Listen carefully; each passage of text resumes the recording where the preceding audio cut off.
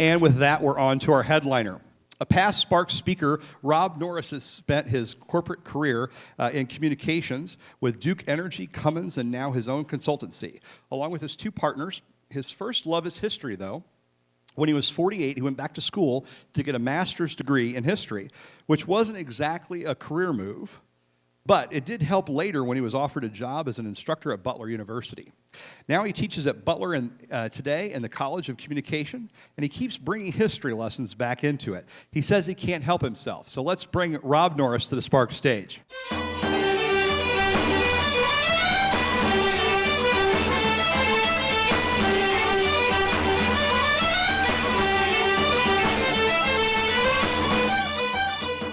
Who would like to hear a fine Irish tale? All right, then. I'm going to tell you a tale, and the interesting thing is there are a lot of versions of this, but the one I'm going to tell applies mostly to us. Now, in Ireland, there is a river known as the Boyne. It flows 70 miles to the sea from County Kildare, where it rises from a spring, and that spring is said to be magical. It bubbles out of the earth, singing the song of the ground itself. And that spring is said to contain the knowledge of humankind. In ancient times, it is said 9 hazelnut trees overhung that spring. And the nuts from those hazelnut trees were said to be imbued with that knowledge. Now, one day, a salmon made its way all the way up the Boyne to that spring. And there and then, those trees dropped 1 nut each into its mouth. It absorbed all of the knowledge of humankind and became known as the salmon of knowledge. And it was said that the first one who could catch and eat of that salmon would become the greatest poet in Ireland. Now, to be the greatest poet in Ireland was more than a matter of celebrity. To be the greatest poet in Ireland was to have the vocation of standing next to the King of Ireland, and in times of crisis, reminding the King of his duty. So this was to be a legendary figure, and many aspired to it, but none could catch the salmon. It was said one day that one would, though. And it was prophesied this would be a man by the name of Fionn. Now, as it happens, there was a bard in Ireland by that very name, and he fancied that it was his fate to become the greatest poet in Ireland. So he set out to catch the salmon, but he soon learned that it was more than dropping a hook into the Boyne. There are a lot of ways to catch a salmon. He learned over time to let his line drift through the runs, to anchor bait in the migratory paths, to build stone walls in the tidal basin, so that when the tide went out, the salmon might be trapped, to set up mazes of nets. For 7 long years, he tried to catch that fish, but each time it eluded him. Until one day, the most beautiful summer's day in living memory, Fionn caught the salmon. He devised a trap so complex even the salmon of knowledge could not escape it, and he had it right in his hands. Now, when you hold your destiny in your hands, you handle it carefully. He wrapped the fish in clean linen. He went out into the woods and gathered fire and built a fire, let it burn down just to the right amount, put a forked stick on either end, spit the salmon cleanly down the middle, and he began to roast it, turning it carefully, for everything here must be perfect. He had not been doing this very long when he realized his mistake. In his haste to cook that fish, or perhaps his greed, he'd gathered wood enough for only 1 fire. And that fire was already beginning to burn down. Now, what was he to do? He couldn't leave the fish there to burn on one side and perhaps fall into the hands of a forest creature. He couldn't wait for it to cook, because it wouldn't cook all the way. And he was thinking of this quandary. What am I to do? When he looked up, and a young man had just wandered into the clearing. A young man apparently about no particular task, for he was simply breathing in the pure, clear air of that day and watching the birds circling overhead and watching the spiders spin their webs. And Fionn said, "Young man, come here." He said, here's a silver penny for you. I have a task. You need to turn this fish on the spit. But mind you, and promise me by all that is true, that you will not eat 1 bit of this salmon, not 1 morsel. And the young man said, "Yes, I will agree to that." And Fionn hurried off to get his firewood. Now, the young man was as good as his word.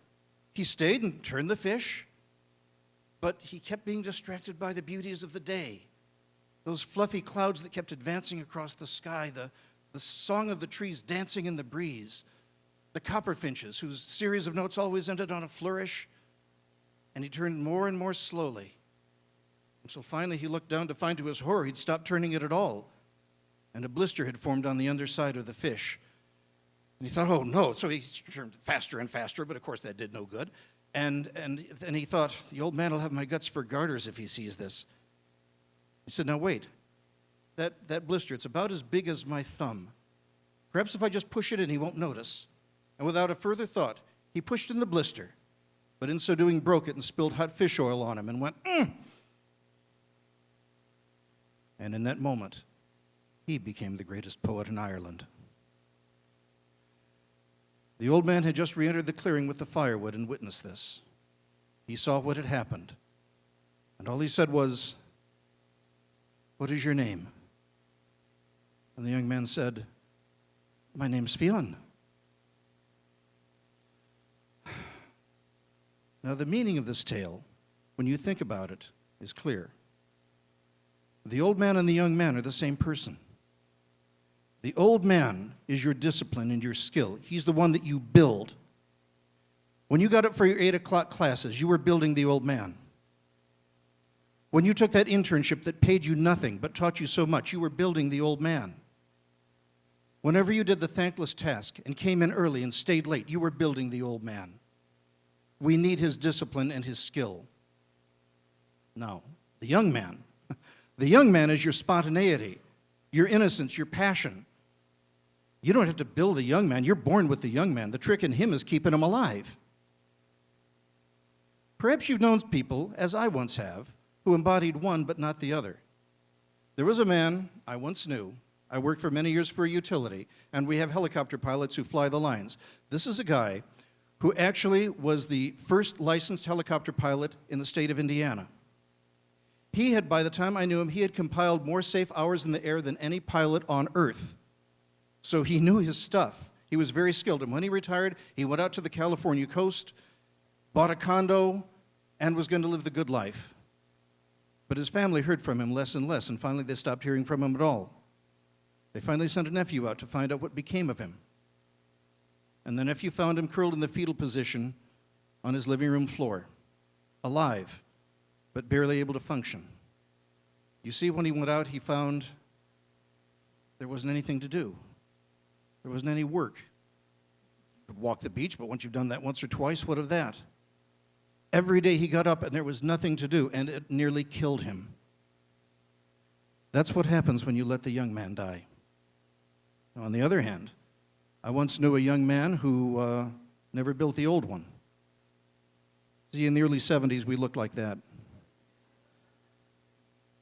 And I mean, he was great. You'd have loved him. He was like a cross between Peter Pan and Ferris Bueller. There was nothing that he wouldn't do in the name of spontaneity. I mean, he was crazy. He would do almost anything, and I mean, you loved the guy, but you kind of wondered about him too. Well, a few years later, I looked him up, and I gave him a call. And we'd only been talking a few minutes when he started to cry. He said, I can't keep a job. I can't keep a wife. He had never learned the discipline that it takes to do something you don't want to do, even though it must be done. The only thing he had acquired over the years was a reputation for unreliability. I don't know. Maybe this guy has wandered into the clearing 4 or 5 times in his life, the clearing of opportunity. But there was no salmon there for him because the old man was not around to catch it. You must have both to catch your dreams, don't you? You have to build the old man, but you don't want to let the young one die, because then even though you catch the salmon, you cannot eat of it. So my message to you is to have them both. Build the old, keep the young one alive, and may you all be the greatest poets in Ireland.